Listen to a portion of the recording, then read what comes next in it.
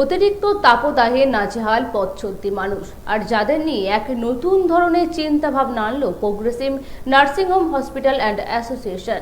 এই বিষয়ে নার্সিং হোমের চেয়ারম্যান কি জানালেন শুনে নেব। তাপমাত্রা অধিক হয়ে যাওয়ায় নাজেহাল পথচলতি মানুষ আর এই নাজেহাল পথচলতি মানুষদের নিয়ে চিন্তাভাবনা আনলো progressive nursing home hospital and association. এদিন নার্সিং হোম অ্যাসোসিয়েশনের রাজ্য চেয়ারম্যান আলহাজ্জুদ্দিন জানান, এই দাবদাহ প্রথম দেখছি আমার জীবনে, তাই এই পথচলতি মানুষদের হাতে ওআরএস ও মিনারেল ওয়াটারের বোতল একটি করে তুলে দেই।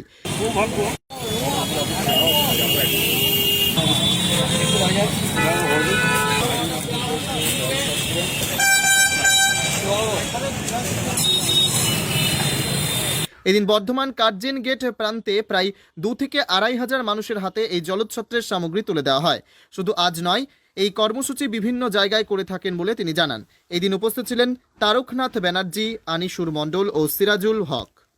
এখানে জলছত্র একটা অনুষ্ঠান করা হচ্ছে যে প্রোগ্রেসিভ নার্সিং হোম হসপিটাল অ্যাসোসিয়েশনের পক্ষ থেকে, যে আমরা সারা বছর সামাজিক কাজ করে থাকি। তার মধ্যে এটা একটা অঙ্গ যে আমরা এত বছর বয়স হয়ে গেল, আমার 50 ইয়ার্স অ্যাভাব এজ, তাতে এত দাবদাহ এত গরম কোনো দিন দেখা যায়নি। তা আমরা সেই জন্য প্রচুর মানুষ আজকে রাস্তায় যারা বেরিয়েছেন, নিশ্চয়ই সবাই জল নিয়ে বেরিয়েছেন, কিন্তু সেটা পর্যাপ্ত নয়। তার জন্য আমরা এখানে আজকে ওআরএসের জল, প্রচুর ঘাম হচ্ছে, সেই জন্য ওআরএস দিচ্ছি, আর সঙ্গে আমরা মিনারেল ওয়াটারের বোতল দিচ্ছি। না, আমরা এর আগেও করেছি, আমরা নওয়াহাটে করেছি, গোলাপবাগে করেছি, আজকে আমরা কার্জন গেট চত্বরে করছি। আমার নাম Sheikh Alhajjuddin, progressive nursing home hospital অ্যাসোসিয়েশনের রাজ্য chairman. Bureau report, PB news.